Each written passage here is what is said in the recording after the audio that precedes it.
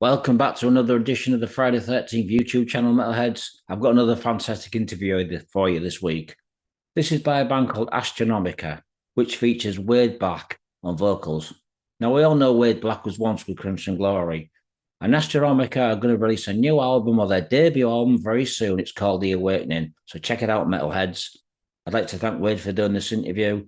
Please leave comments and share on social media. More interviews coming very soon this week. Thanks for watching, Metalheads. Be safe. I love the backdrop. Oh man, there's more to come. We're not finished yet, my friend. I hear you. So, how's things with you guys? How are you? We're doing good, man. Good. We're in a good place right now, man. We've been working hard and keeping busy, man. It's a roller coaster. Yeah, good. Well, it's good. Happy New Year to you, brother. It's been a while since we last did an interview. Chalice of Sin was the last interview, as you remember. How's that? What's that been? A couple of years ago? Yeah, it's like I think it was, about 2 years ago. Yeah, for Frontier Records. Incredible. So, I'm going to talk to you briefly. I was going to give you some warm-up questions first, way, because a lot of people won't be familiar with you still. As you know, recently I've just interviewed Ben Jackson yesterday, and he speaks very highly. He speaks very highly of you. What do you think of the new Crimson Glory song? I like it. It's a good song, man. It sounds like Crimson. I think they're definitely barking up the right tree. It's a classic band. Once again, they've been gone for 13 years. And to come back and come back in a big way, it's a good thing. Actually, that new song they've just released, Ben Jackson sent me that as a jingle for my YouTube channel about a year ago. So I've got the demo version of that as my jingle. Isn't that's funny? It's probably some of the Avenging Benji stuff he had. I'm not sure. I think it was about a year ago he sent it to me, and it just developed into this song. Ben's always busy, man. He's always creating stuff. So yeah. So I'm just going to ask you some warm up questions now. This War of Thrones. Now I've never actually heard this band before until recently. I'm really impressed with the album. Tell me a little bit about this band. I don't think you ever told me.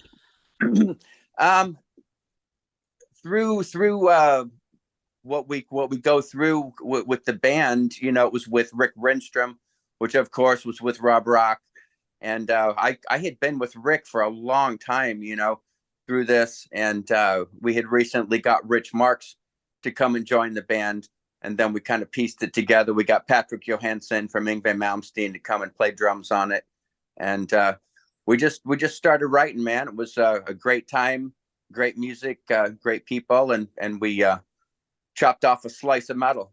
It's a brilliant album, man. I've got to check it out, man. I just like I said, I just recently discovered it on YouTube. It's like, why didn't you send me this album? Why did you not tell me about this band until now?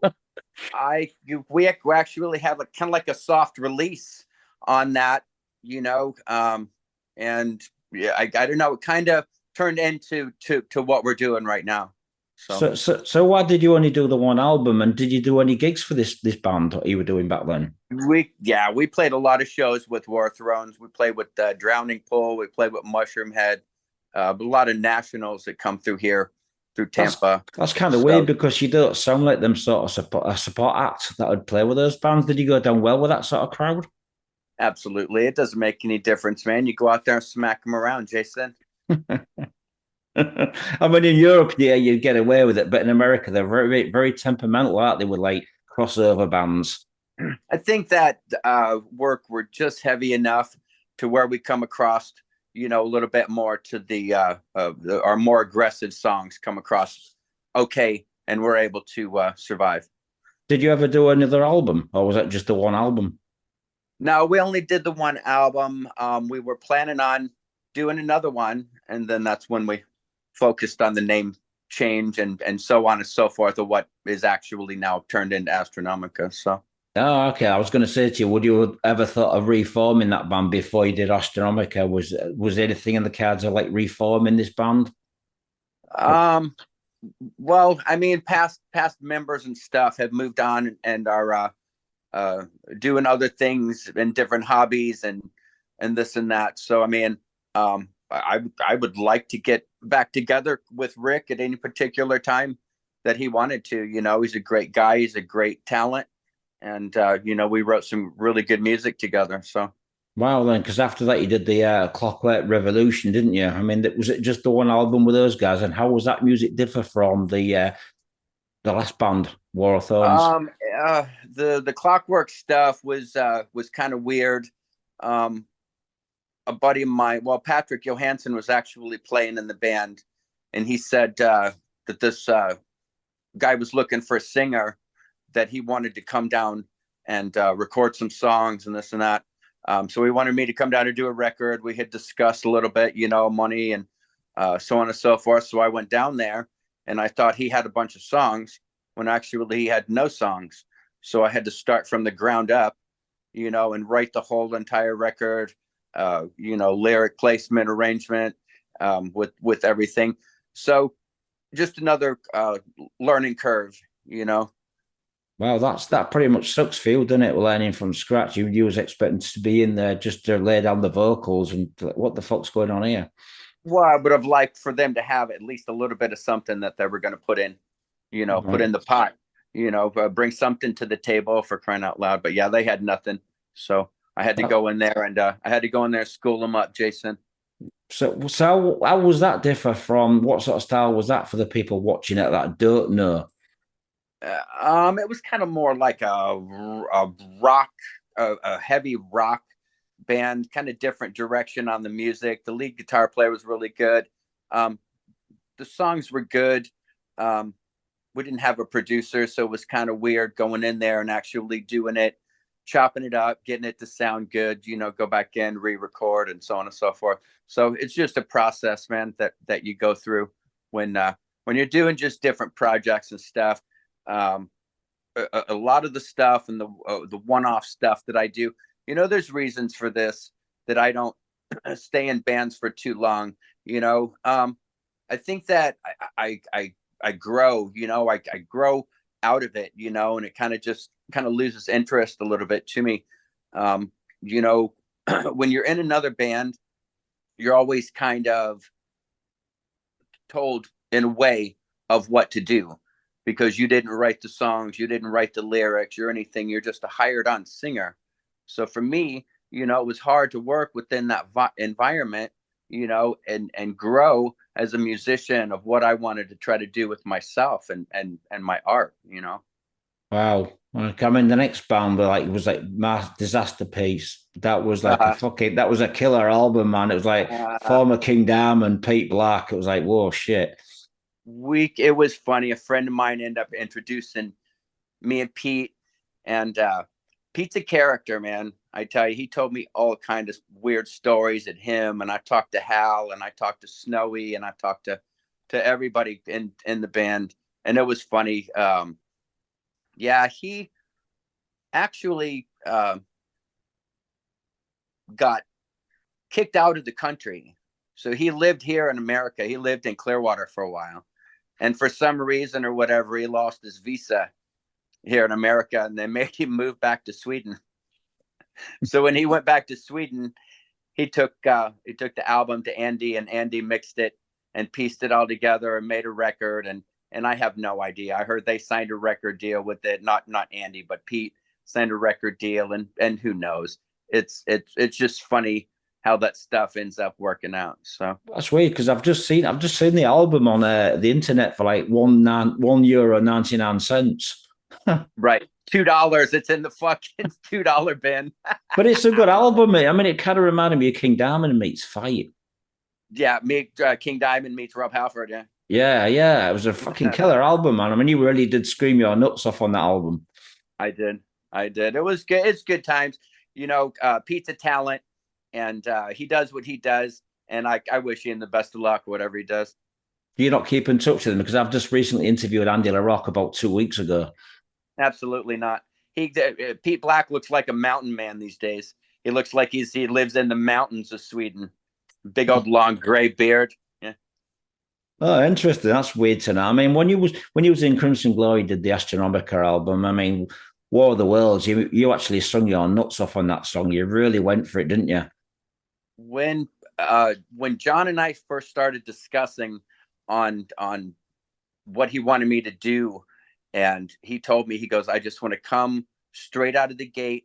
I want to rip people's faces off, and that's what we end up accomplishing and stuff. I mean, John Drenning's probably one of the most talented people that I've ever had a chance to work with, Jason, and being part of that band and stuff, it was magical. There's nothing short of that, but once again, being a hired on singer, I had stuff that I wanted to try to do as well, kind of conflicting a little bit here and there, but in the end, I'm part of that legacy, and it makes me proud that I was able to be around a bunch of musicians that were top notch. There's, Crimson Glory paved the road for a lot of people, back, 35 years ago, that people still drive on that road, and they've made their career out of Crimson Glory. I really think that they deserved a better spot, more so than always being said that they sound like somebody else or whatever. There's nobody on this entire planet that recorded the music that they did, and there's nobody on this planet that sang like Midnight. I had the distinct honor of actually hanging out with him the last couple of years that he was there on planet Earth, and I'll tell you, from me to you, he made the back of my hair on the back of my neck stand up the first time I met him over at his house, and he played some acoustic stuff that he was working on, and it was just totally magical. There's nobody else like him in the world, and there's nobody else that can sound like him. There's nobody else really take his place. I did the best that I could, but I didn't try to sound like Midnight. So kind of gives me a little different insight on how people viewed the record at that particular time. Everybody had kind of like a really weird record coming out. I think Megadeth had Risk, Metallica had some sort of weird album out or whatever.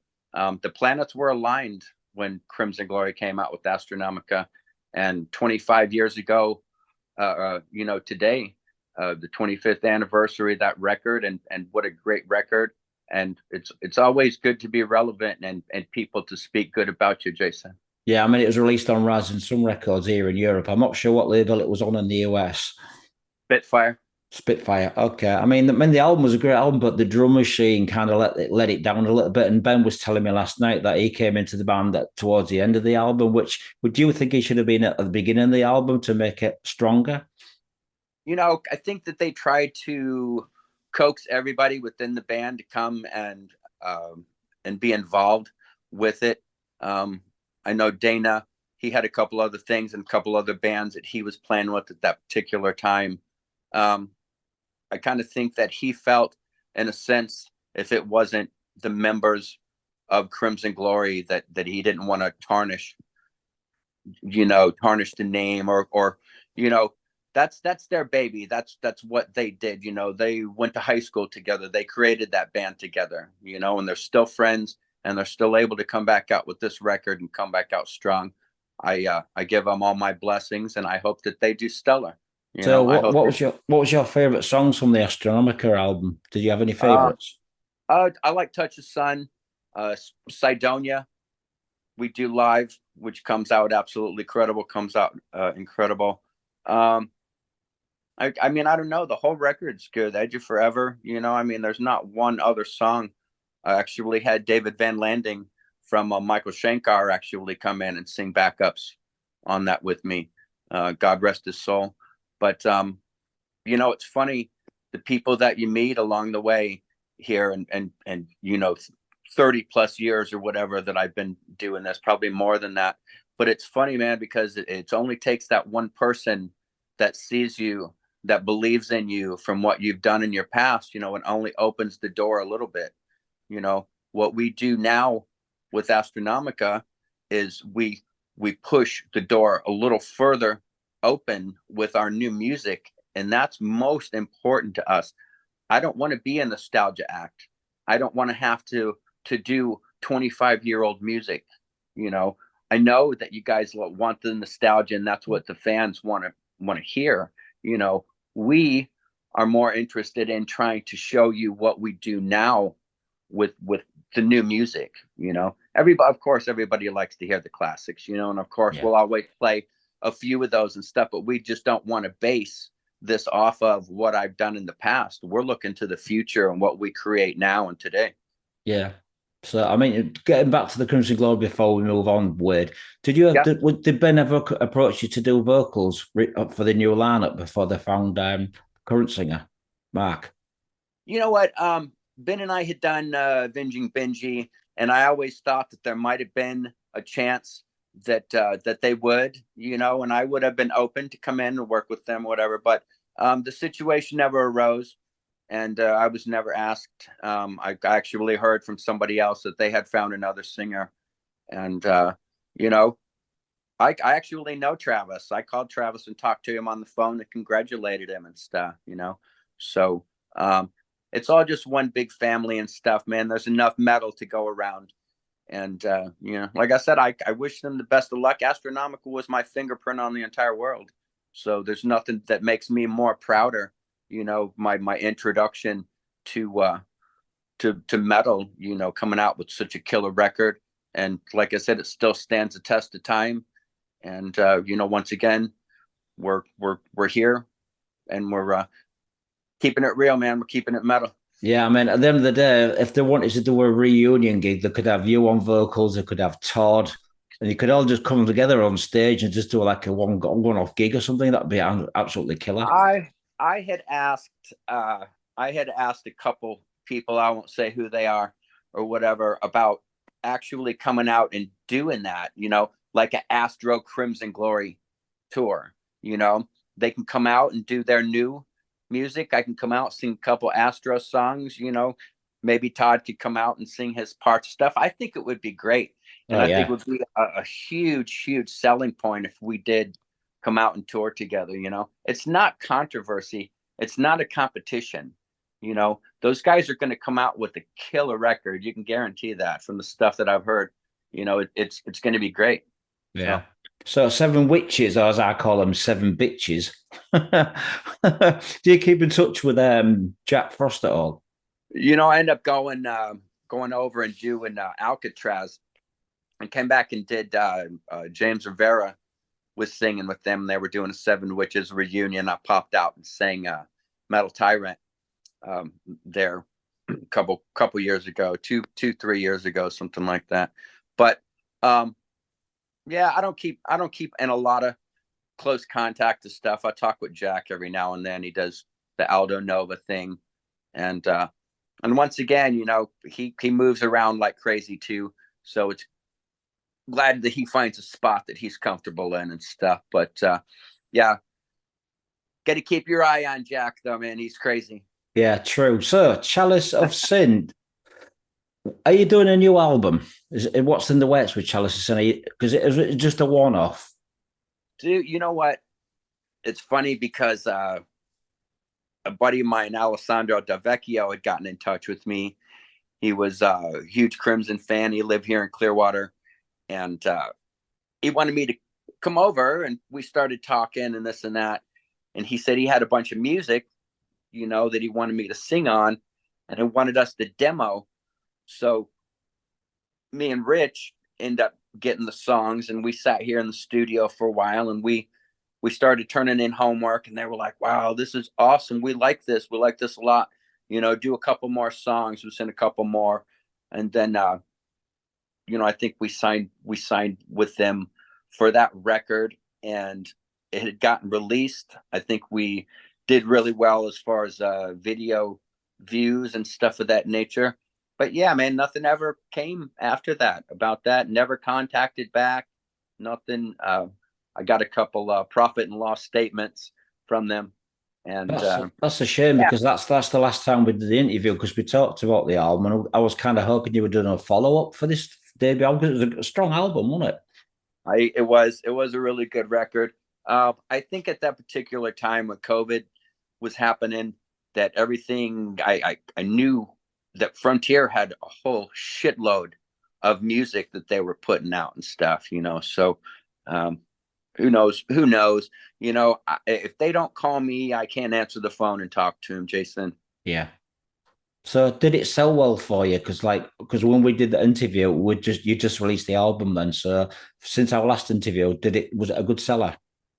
I'm not sure. I didn't keep contact with it and stuff. I know that when I look at the streamings, that I think we get like 0.2, and think of how many hits that you actually have to have in order to make any money It at it. sucks. It sucks to Spotify and all these sites because the bands don't make any money.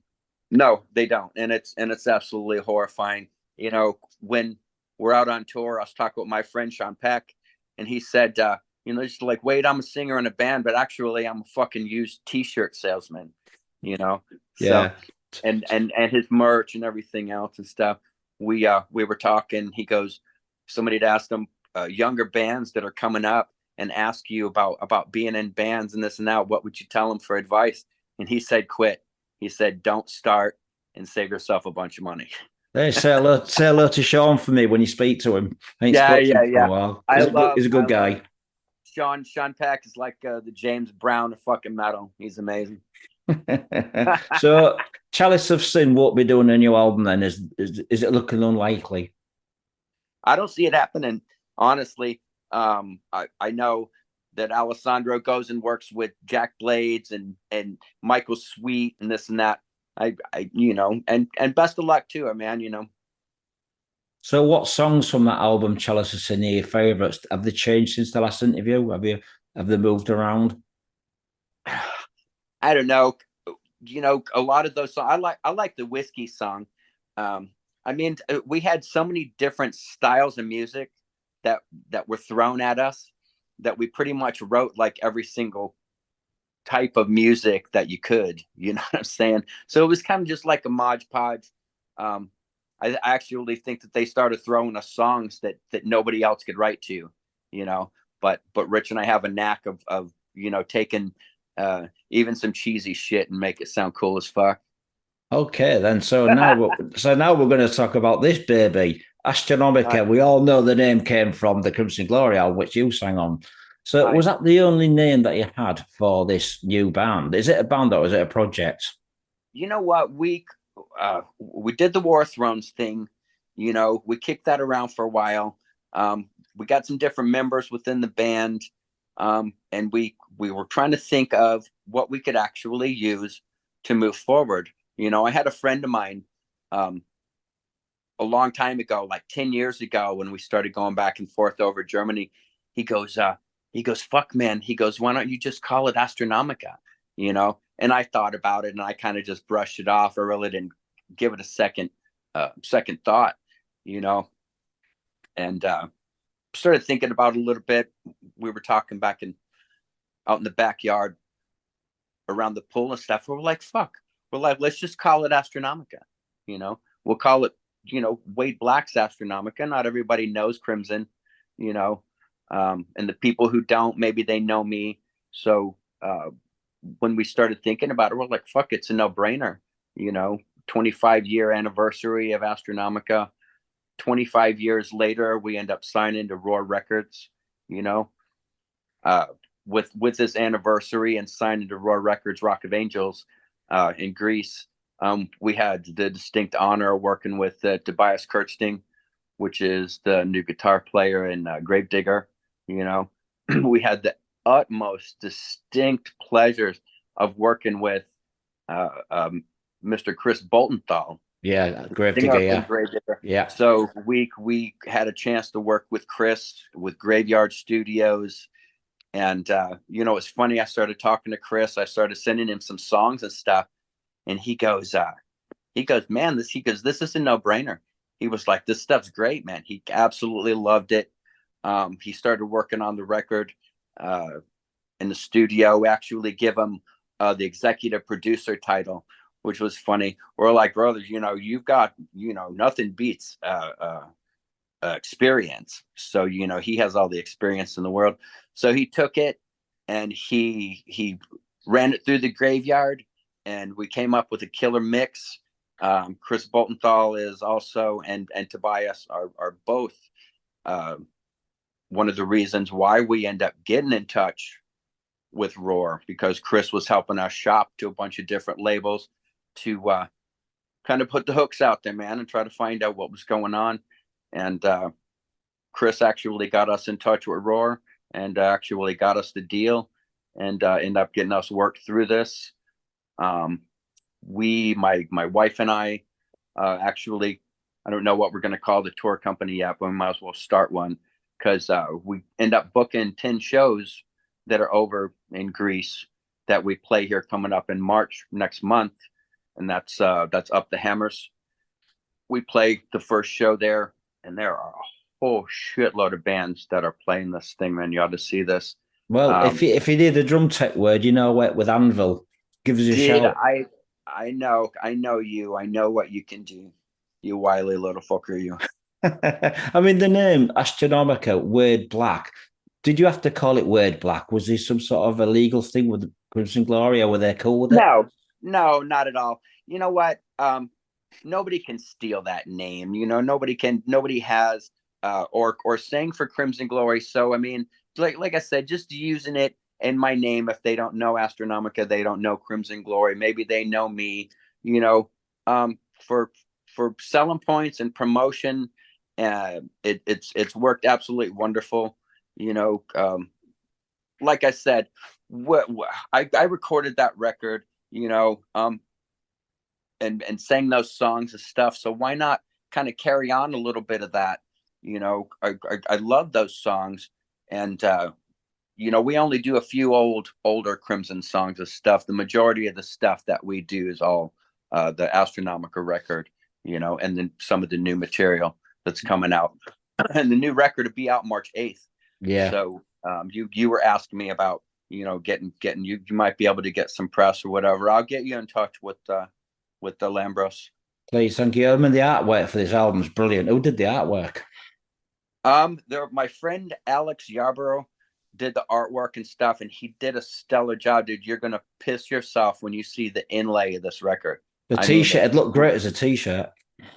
Yeah, well, we got that, and we also have a tour shirt, because we're calling it Set Hellas on Fire, and we've actually got our Tut King that's actually coming over the Parthenon. It's on flames and stuff. It's got all the tour dates on the back. And, I mean, we wrote a really great record. Rich and I did, Rich Marks, and my writing partner for 16 years. And we wrote a great record. We've tried and tried and tried. And I think after we did the Chalice of Sin record, actually put us in such a good spot. We got more time to work together and stuff, and it really became just a good working environment to create killer songs. So, what was in the lineup then besides Rich? Who else is in the band for that people don't know? What bands were they in? We have Ryan Bales, actually, from Avenging Benji, that came over and toured with me with Ben's band. We have Kyle Sokol. He plays in a band called Nocturnus AD. We have that's not the death metal band from Florida. Right. We have Nocturnus. Nocturnus. We have Lucas Stone, which play for Halcyon, and a couple other different bands. And then, of course, we have Rich Marks. He was playing bass for a while in War of Thrones, but we could never find a guitar player that was good enough. So we actually switched from bass. We hired Kyle, and now Rich is lead guitar player. So Rich Marks, lead guitar. So how does this album differ from what you've done in the past? I think that this record is like riff oriented. It's just good songs that are put together well. And I think that when you layer the vocal on top and the song, what the songs are written about. I actually have a song. It's called "The Letter from Hell." My great uncle was actually one of the head people at Whitechapel when the Jack the Ripper murders were happening. So you can go and look this up. It's called "The Lusk Letter," and Jack the Ripper actually wrote my uncle that said, "Dear Mr. Lusk, this is Jack. I sent you a piece of kidney. I only sent you half the kidney because the other piece I ate. It was very tasty. and Catch Me If You Can. So we wrote a song about that. If you do the research, the letter's actually written in blood. And Wow. yeah, we're actually going to make a movie out of it and stuff. So don't steal my idea, Jason. I'm all, it's between I won't steal it. Somebody on YouTube might though. So what's the songs on the new album then? Is it power metal? Is it thrash? Well, obviously it ain't gonna be thrash. Is it power metal, progressive? Man, I think we're going to create a new kind of music, man. It's kind of like power prog. It's kind of different. It's definitely got some Euro feel to it. It's just a bunch of different things that we're influenced by, that we use as tools in order to write great songs. Like I said, nothing beats experience.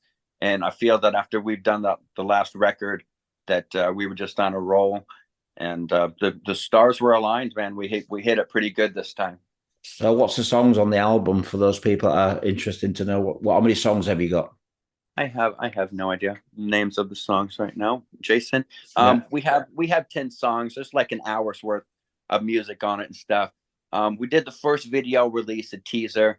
That's done really well. We've had almost 10,000 hits that are on here. I think we're pretty close to that.